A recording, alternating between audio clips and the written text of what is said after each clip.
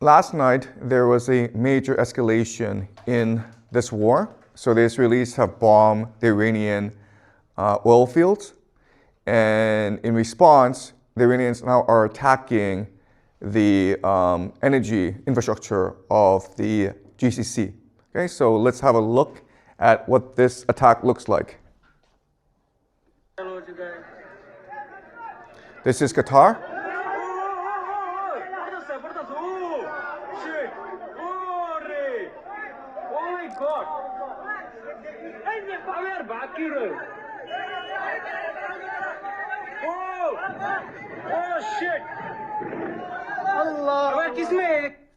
Okay, so Qatar provides 20% of the world's LNG, and this is a major escalation. And again, as I pointed out last class, the entire strategy of Iran is to destroy the global economy, okay? And this is how it will do so. It also attacked Tel Aviv in response for the assassination of their de facto leader, Lariجاني, okay? So this is what the attack looks like. As you can see from this picture, this is a cluster warhead, and it is impossible for air defense to stop this. So Tel Aviv is getting pummeled. We don't have footage because it's being censored right now. And you would think that the Israelis would want this war to end as soon as possible because Tel Aviv and other cities are getting destroyed in this war. And again, there's really no way for the Israelis to defend themselves against Iranian ballistic missiles. But unfortunately, there are many Israelis who are very happy about all this destruction. All right? And so this is one of the more influential rabbis in Jerusalem.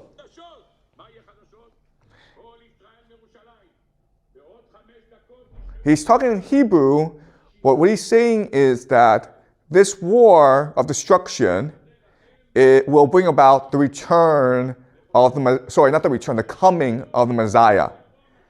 And it will happen on Thursday, which is today. Okay? So they are not at all saddened by what is happening. In fact, they are quite animated. They're very excited about what's happening. So again, you cannot look at this war from a geopolitical lens. You have to look at it from an eschatological perspective. All right? So let us look at where we are in the war so far. And as you can see, it is a regional war, and both sides are seeking maximalist objectives. And what this means is the United States and Israel wants to destroy Israel, especially its capacity to be a nation state. And so right now, the Americans and Israelis are attacking their leadership, decapitating their leadership, as well as targeting their economy. And later on, as this war progresses and escalates, they will start to target civilian critical infrastructure, including water. Okay? And it's already happening. They also want to have a divide and rule strategy where they want to provoke ethnic conflict in Iran and divide Iran up into ethnic enclaves. And this is what we call balkanization.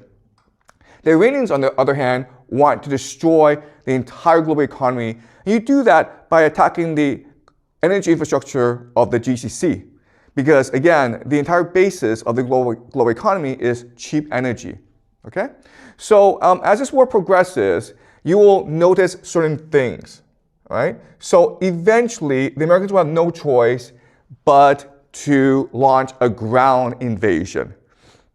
And one possible attack vector is here, which is Karg Island. This is where Iran stores about 9% of its oil for export. And so the idea is that if you take Karg Island, you will destroy the Iranian economy and thus its capacity to sustain this war. The problem with Karg Island is that it's easy to take, but it's hard to defend because of the coastline, right? In which case, you have to also take the coastline. But then you deal with the Zagros Mountains, and so you have to expand outwards. Okay, so this is what we call mission creep, where you cannot justify the war. So what you do is you put in some soldiers, and then the mission creep becomes just justification for the war. Okay, so that's one thing to spot as you read the news. Karg Island will be a flashpoint.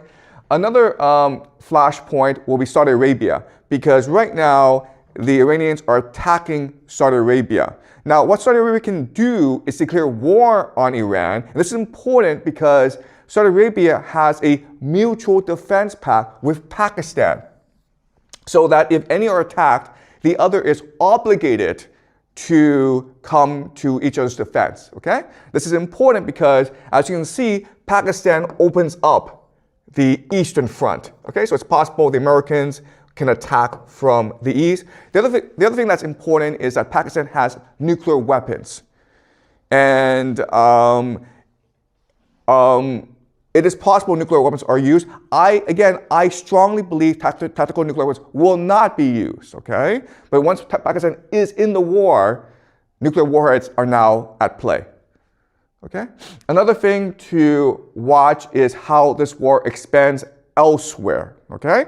Because when the time is appropriate, what will happen is that the Iranians will activate their proxies, the Houthis, and they will close off another critical choke point. Okay, so now what's going to happen is that there'll be two critical maritime choke points that are closed off, thus isolating the GCC and thus cutting off the world's access to cheap energy.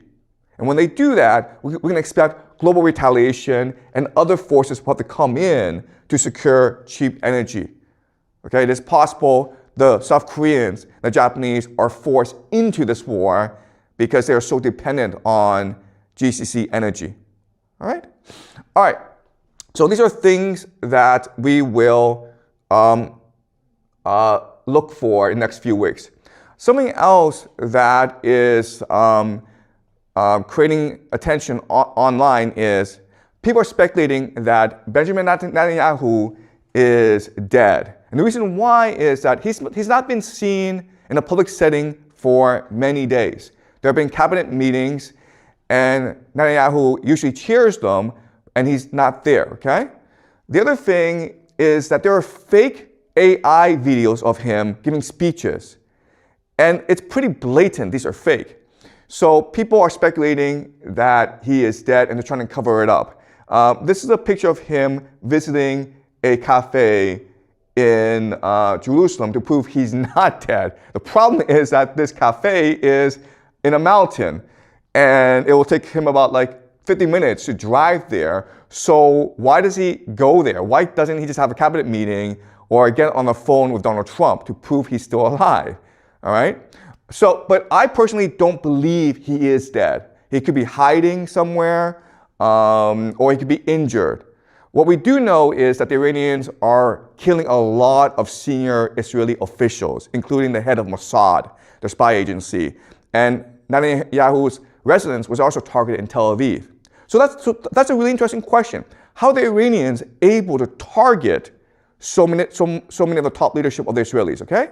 But not only that, but this is Ali Laraijani, and he is the de facto head of the Iran war effort. And he was assassinated yesterday or 2 days ago. And the Iranians have confirmed this, okay? So he is confirmed to be dead. And analysts are extremely worried about this because he is a very pragmatic person. And so you can negotiate with him, right? So once this war reaches a certain point where both sides are exhausted, then it is possible to approach him and say, you know what, let's just negotiate a ceasefire. And he'd be willing to because he's very experienced. He's also very influential, so he's able to bring together the different factions of the Iranian government and negotiate a ceasefire. With him dead, it is now almost impossible to foresee a ceasefire. Okay? So let's discuss why you really don't want to do this sort of stuff. You don't really want to kill other nations' leaders, okay? And so let's just use an analogy. Let's imagine in the streets, there are two gangs at war with each other, okay? Gang A and Gang B. Okay, Gang A, Gang B. And if you look at gangs, they are structured as hierarchies, okay? But there's a lot of autonomy among the different sections, okay? And what holds the gangs together, of course, is the leader. So when these two gangs go to war, what they try to avoid is killing each other's leader. Why? Because a war is often used to achieve certain political objectives, right? And so the point isn't to kill everyone. The point is to negotiate a treaty that is most beneficial to you. And you do that by negotiating with each other's leaders, okay? Because they have the authority to implement the treaty. That's the first reason. The second reason is if you kill the leader, then more people, there'll be a competition to replace the leader, right? And during a gang war, the person who is most violent, the most extreme, will often become the new leader, okay? So by killing this leader, not only do you cause conflict among the gang, but you also cause a massive escalation in the conflict between these two gangs, and there's really no way out. That is why historically you do not target other nations' leaders, because then there's no off-ramp. Okay? So by targeting Larigiani, the Israelis and the Americans have ensured that there will be no off-ramp now. This war we fought to the bitter end. And unfortunately, as we discussed previously, that is the objective here. The Israelis and the Americans are interested in maximalist aims to destroy Iran permanently. Okay? And the Iranians are also maximalists in that they want to destroy the global economy permanently in order to restructure reality itself. All right, okay. So this leaves us with three major questions that I want to look at today, okay? The first big question is, how are these leaders dying? It's not that easy to kill a leader, right? Because he's protected by security.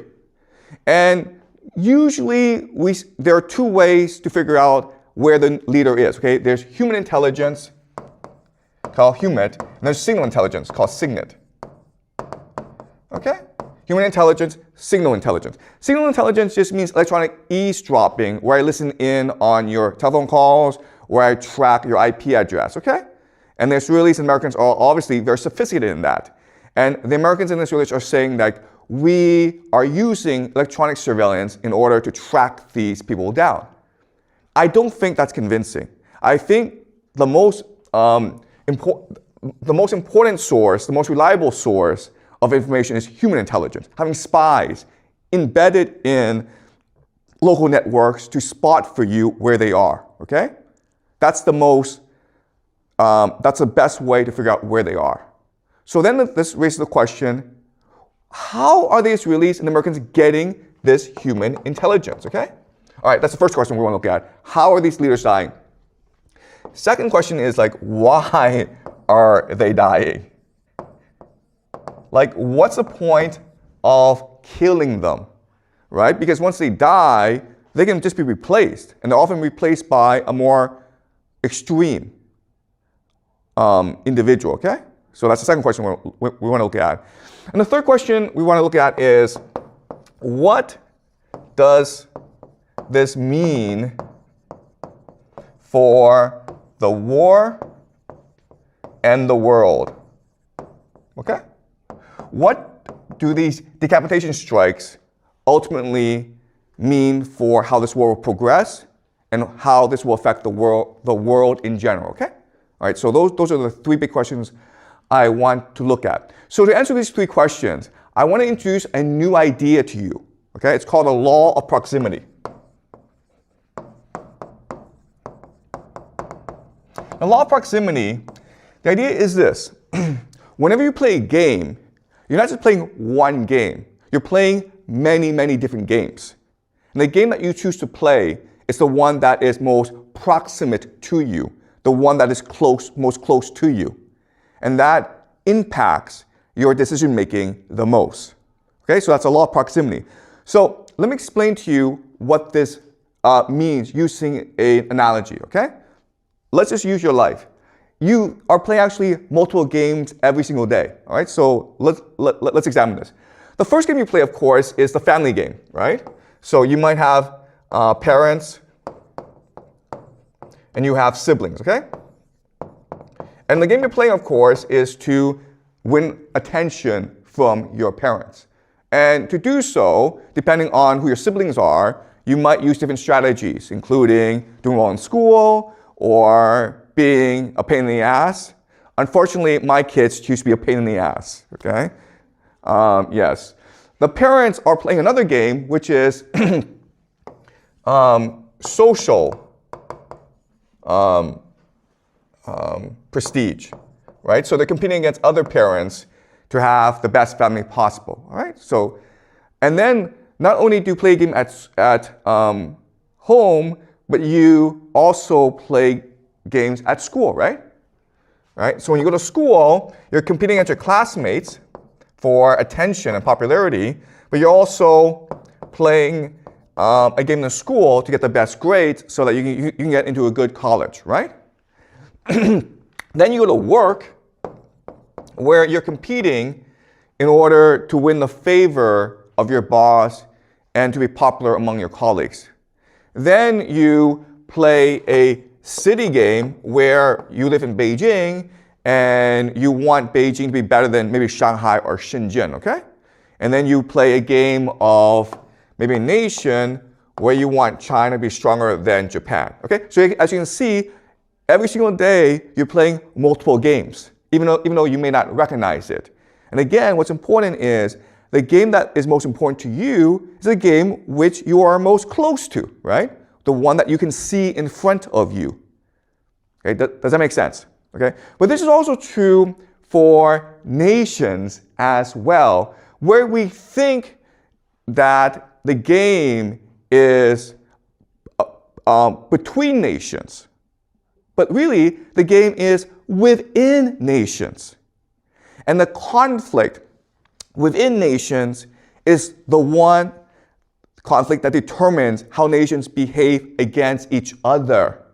All right, so today what we will do is we will look at 3 examples of this, okay? We will look at the civil conflicts in America, in Israel, and in Iran to figure out why they behave the way they do, and then figure out how this war will progress.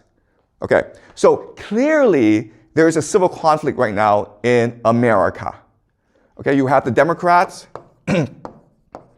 and you have the Republicans. Now what's odd is that even though these 2 different political parties are at war with each other, they both support the war because their calculus is different. Okay, so why do the Democrats support this war? Well, it's because they believe that this war will be extremely unpopular in America, which will allow the Democrats to dominate in the midterms in November and then win the presidential election in 2028. And they believe that this war will be so unpopular, it will destroy Donald Trump and allow the Democrats to rule forever. It will basically destroy the Republican Party. All right? And so that is your strategy. And if you think about it, it actually makes a lot of sense. The Republicans have a different strategy, which is this war may be unpopular, and this war may make America lose, but it's okay. Why? Because in a time of war, the president has something called the Emergency Powers Act, okay? Emergency powers.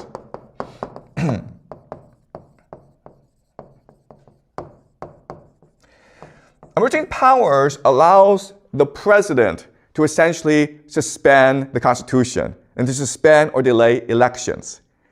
Also, the Republicans want to pass something called Safe America Act. Okay? The Safe America Act, which means that if you are a voter, you must present ID in order to vote. And you think that this is, well, reasonable, but historically, the idea of checking ID is a way to discriminate against minorities, right? To have police officers there to scare minorities. And that's traditionally how racism was enforced in America. Okay? So in other words, the Republicans have many different strategies of either cheating or manipulating the elections. They could also, I have to say this, but if the war's going really badly, what they will do is call up a national draft and cancel the elections, okay? All right, so these are two different strategies going on. But as you can see, this is not really about America defeating Iran. This is really about the Democrats or Republicans trying to obtain power and keep it, okay? All right, but what's important for us to understand is that it's not just about the Democrats and Republicans at war with each other. There's actually a much deeper divide in America, okay? And this divide is a conflict between the elite and the counter-elite. Remember how we introduced the idea of elite overproduction, right? This is the Peter Turchin idea. And he argues that what leads to civil war is that you have too many elite who want to be the ones in power. Power is a zero-sum game, and therefore, when you have elite overproduction, they have to go to war against each other in order to have the power. Okay? And so, what's going on? Who are the elite and who's the counter-elite? Well, I mean, to put it very simply, the Democrats represent the elite, and the Republicans represent the counter-elite. Okay? So, basically, the elite is the empire. And counter-elite is MAGA, which is America First. And so they have two different ideals for America. The empire is to maintain the current global order, right? And MAGA is to retreat back into the Western Hemisphere and focus on Americans' core national interests. Right? They're also divided into finance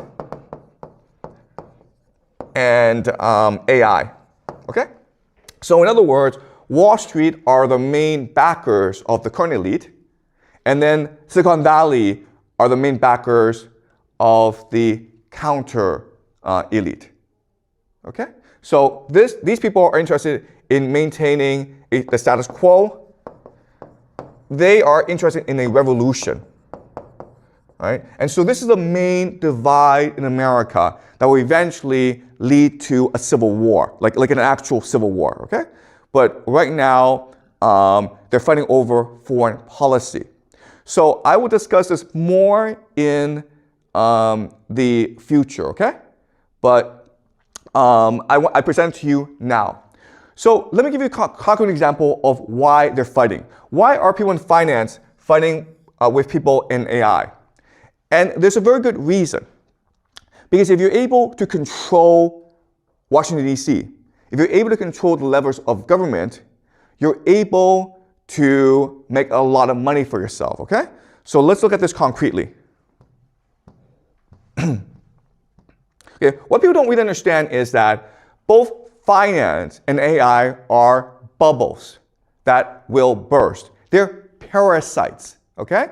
So finance is a parasite because there's something called a private credit bubble, all right?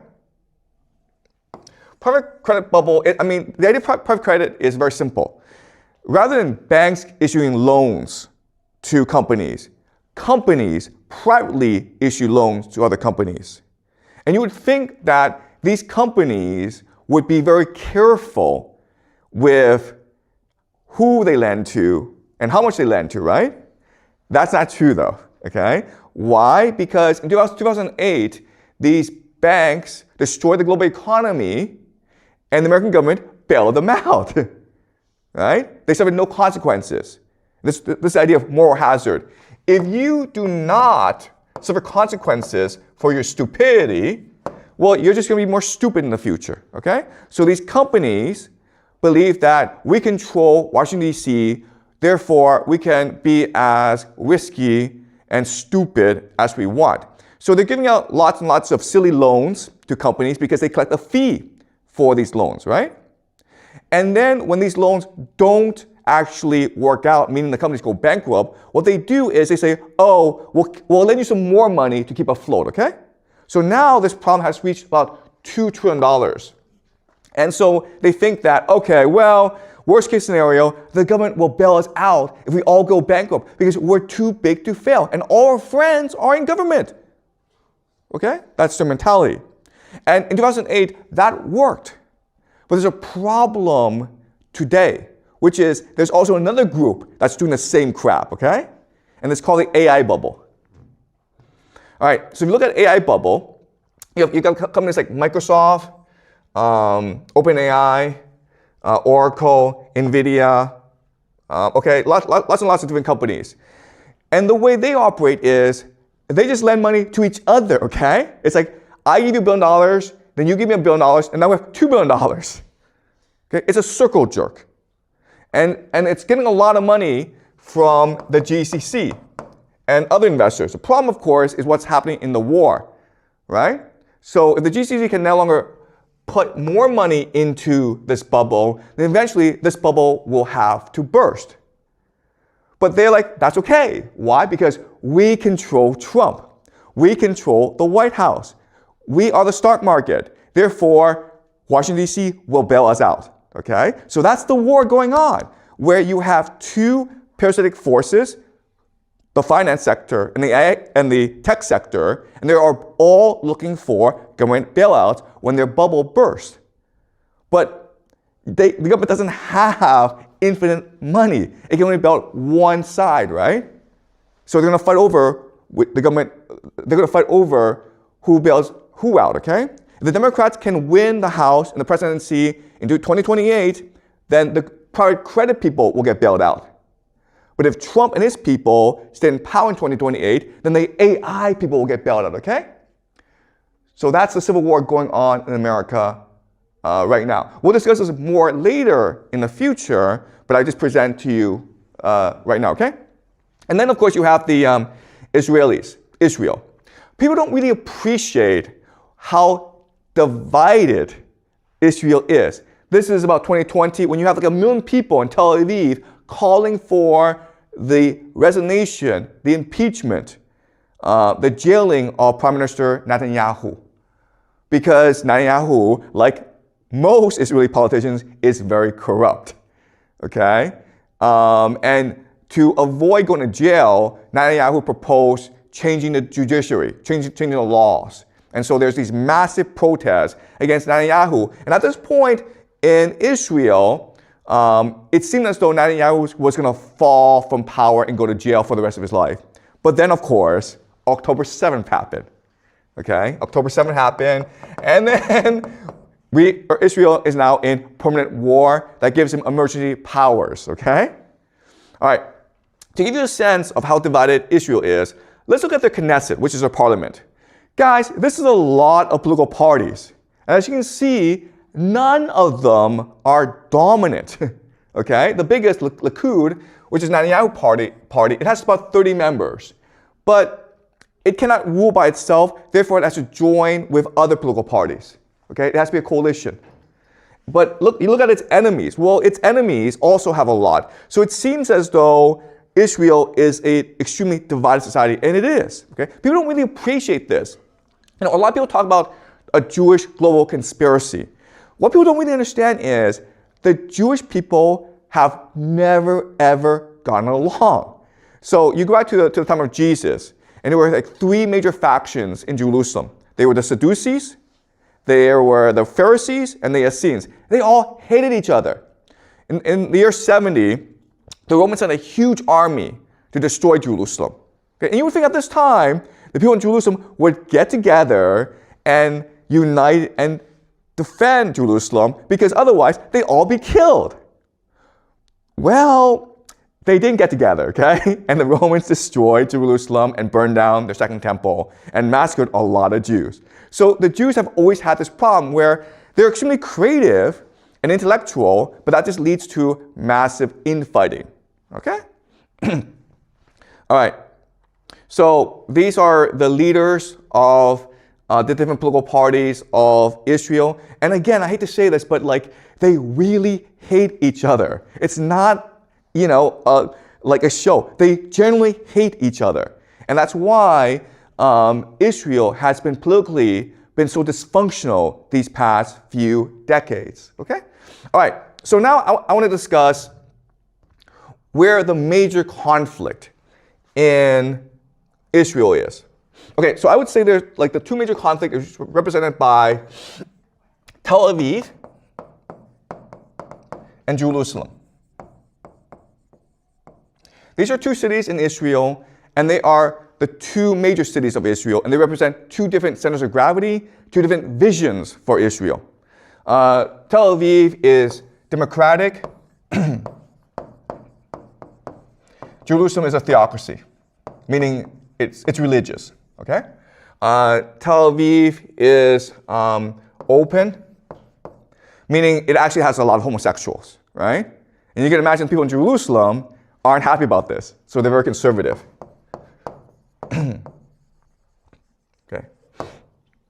Okay, cosmopolitan tradition.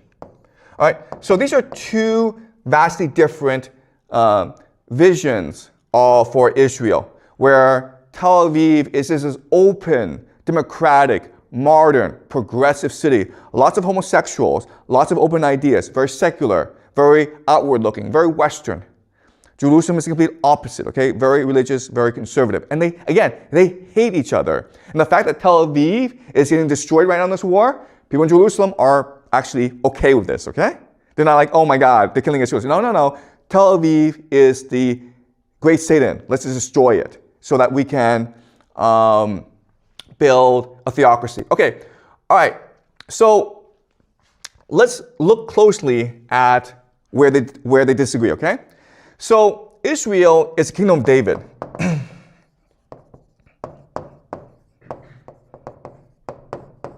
Okay? But Tel Aviv and Jerusalem perceive David differently.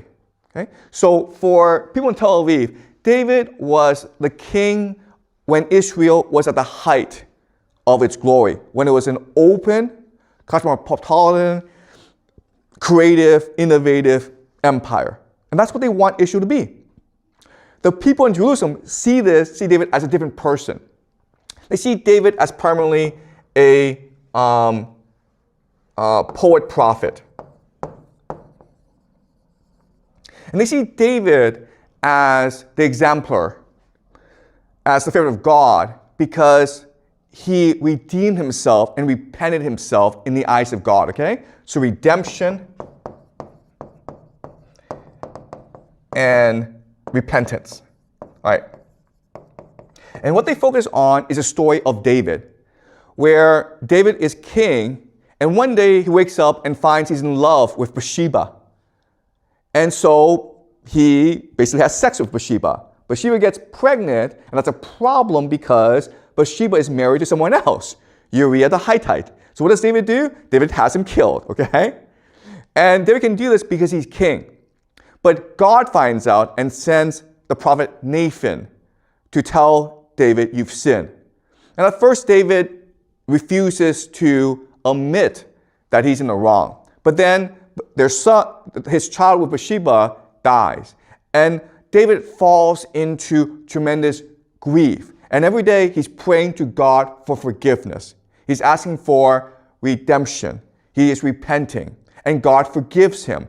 And in this process, not only does David become a better person, but he becomes united with God. Because now they're best friends. Now they talk every day. And that's what the vision that people in Jerusalem have for Israel. A nation that engages in redemption and repentance. They don't care about this war. They don't care about Iran. They don't care about the United States. They don't care about the Greater Israel Project. They care about the Jews finding God again and being loyal to God. And that is what will bring peace to the world, okay? That is how they see the world. This is how they perceive things. They believe that in every person, there's a divine soul, okay, that comes from God. But it is trapped in the animal soul, okay? So Tel Aviv is the animal soul. And this is divine soul. All right? So what the animal soul is, you seek material comfort. You want to have sex. You want to get drunk. You want to party. You want to drive a Ferrari. Okay? This is all animal. But inside of you is the divine soul that only seeks to be with God. Okay? And so we are constantly in a struggle between the animal soul and the divine soul. And so from their perspective, Tel Aviv represents the animal soul of Israel. Jerusalem represents the divine soul of Israel. So it's okay if the Iranians destroy Tel Aviv. Good. Also, they recognize that war is good because if people really want to find God again, they need to suffer. They need to lose everything before they recognize the glory of God, okay? So think of the book of Job. When Job is a character in the Bible who is very wealthy. And so God decides, you know what? Maybe he's only faithful to me because he's very wealthy. So Job loses everything, and this heightens his faith in God. Okay? So that's the vision that these crazy religious zealots have in Jerusalem, which is like, let's destroy Israel so that we can rediscover our love for God, okay? The destruction of Israel will lead to the redemption and repentance of the Israeli people, and therefore peace in this world. The Messiah will finally come. That's why the rabbi was constantly talking about on Thursday the Messiah will come because he feels it's so close. There's so much destruction. There's so much war. So the Messiah must come because now the Jews recognize that only God can save them. Therefore, when you will it, when you pray for the Messiah, when you really want in your heart, that's when the Messiah will come. Okay? But you need to create the conditions when people really want the Messiah. Okay? So that's a civil conflict going on in Israel. And again, these people in Jerusalem, these fanatics, they don't really care if the world is destroyed because this world is fake anyway. Who cares? What matters is the divine soul. Okay? Yeah. You have a question, Vincent? Like you said that Messiah is coming today, which is Thursday, and like... No, I didn't say that. I didn't say that. The rabbi said that. Oh, the rabbi said that like the Messiah is coming today, but like, will the coming of Messiah really affect China and those countries, or is all their personal beliefs? Okay, listen. I know this is hard for you guys to understand, but China doesn't matter, okay? Only Israel matters. The United States, China, Russia does not matter. The only thing that matters is Israel, okay? Only matters is the people in Israel, the Jews. Their spiritual state will determine the fate of the world. Once the Jews unify with God, then peace and prosperity will come for the rest of the world, okay? All right? Okay, so now I want to talk about Iran, okay? This is the political government structure of Iran. Now, one thing to notice is that it's very complicated, okay? It's divided into the religious aspects, okay, assembly of experts, and the secular aspect, which is the government, okay? So it's a government, but the Islamic clerics are at the very top. And this is a dual identity of Iran, okay? And this is their last presidential election. And as you can see, it's a pretty divided country, where people in the middle voted for Jalali, but people in the outskirts voted for Pezeshkian, okay? So there's a lot of conflict in Iran, not just political, religious, but also ethnic as well. All right, so let me explain very quickly what I see is the major divide in Iran, okay? So of course you have the Islamic theocracy, and they're in conflict with secular nationalists.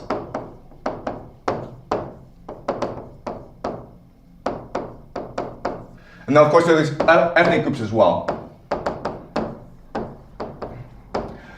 I don't really think the ethnic groups matter that much, okay?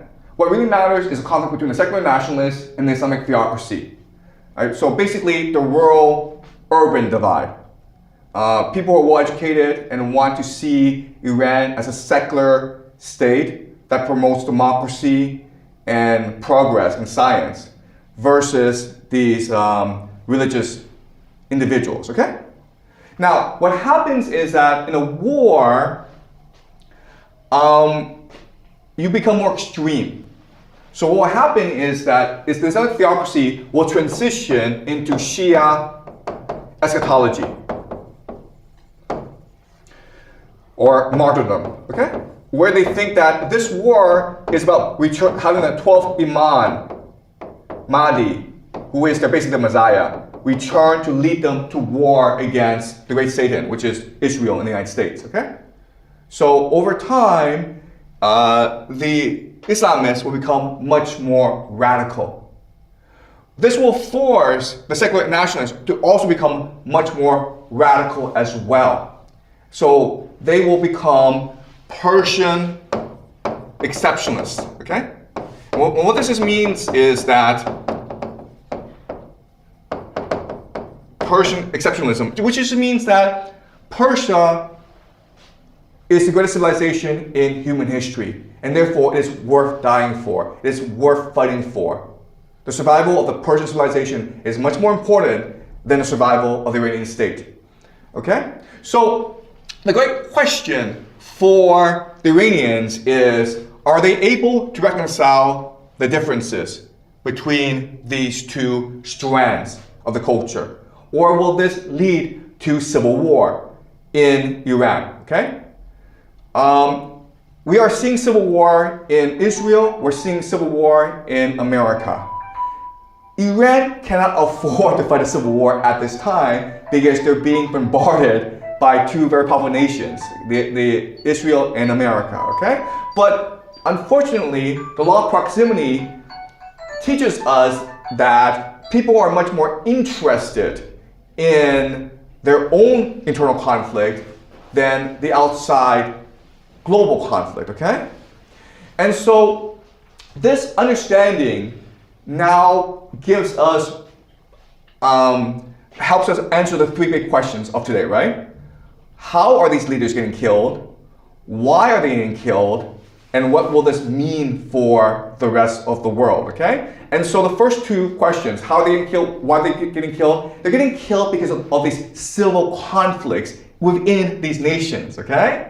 These different factions are providing intelligence to their enemies in order to limit their internal enemies, right? That's, again, I don't have evidence, but I think according to game theory, that's the best explanation for how these leaders are getting killed. Because again, it's not that easy as a foreign nation to identify the location precisely of that leader, okay? And what we're seeing in this war is both the Iranians and the Israelis are doing a very excellent job of killing each other's leaders. And that's not actually common, right? So I think this civil conflict within these nations offers the best guide, the best understanding of why this is happening, okay? The third question is, where's the world going?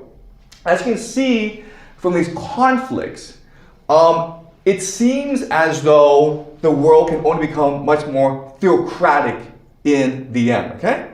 So what's happening is, at the end of the day, this war in Iran, in the Middle East, it's really a war between two different competing visions of the world. Okay? You have the global secular financial order, okay? And this is the world that we live in today. And they're fighting against a nationalist theocracy, theocratic order. All right? So this is what we can expect over the next 5 to 10 years, where Iran becomes much more theocratic, and extreme, and nationalistic. Israel abandons democracy and embraces theocracy. America will also abandon democracy and embrace theocracy, because that is the general trend of the world. Okay? All right? Okay, so what I want to do next class is discuss how the world will change next 5 to 10 years. All right? Okay, any questions? Okay? You mentioned that Israel have two divided parts, and one represents the animal soul and the other represents the divine soul. Like I can substitute this logic to a single person. Like people are always struggled with like identify or not identify, like separating the divine soul and pursue the divine soul, but they cannot get rid of the animal soul. Is there a way where we can only struggle as in our lives? Okay, so first of all, it's important to understand that this is how religious people in Israel frame the conflict in Israel, okay? A conflict between the animal soul and the divine soul. The people in Tel Aviv would frame the debate as one between progress and tradition, right? Going forward or staying backward, right? So that is, so people in Tel Aviv and Jerusalem would see this in a different way. But as you point out, there's some validity to this idea that we're all struggle between the animal soul and the divine soul. And I would say that for the past 20 years, we only have been indulging in the animal soul, okay? We've abandoned the divine soul. And that's why I think people are so desperate for change. And this is what's leading to so much conflict around the world, where the human soul is off balance, okay? Where we are too materialistic and not spiritual enough. And what we know from history is that if a society goes too far in one extreme, they swing back to the other extreme, okay? And that's what we're seeing, where one good outcome, I think, of all this conflict around the world is people start to recognize limitations of money, of materialism, of individualism, and they start to embrace more spirituality, community, family. Because quite honestly, you don't have a choice in the matter, okay? If you're like, I want to buy myself a Gulfstream jet and I want to have like, a huge company, you're gonna be disappointed, okay? As I will show you next class, the world is heading towards an economic depression. Okay, basically a splintering, a rupture in the world. And so you're not going to be able to afford to fly to Maldives for vacation. There won't be avocados in the supermarket. Okay, but all this means is now you have a chance to focus more on introspection, on reflection, on family, on asking yourself, what makes me happy? What gives me meaning and purpose in life? And the answer, of course, is each other. Okay? And maybe this is a good thing. Maybe this is the intention of the universe. Maybe, as the people in Jerusalem would say, this is really the plan of God. Okay? And it's unfortunate that all this war and suffering is happening. But again, what a lot of people who are religious will tell you is, we can only find redemption through suffering and through pain and through tragedy. All right? Okay? Any more questions, guys? Okay, all right, I'll see you next class.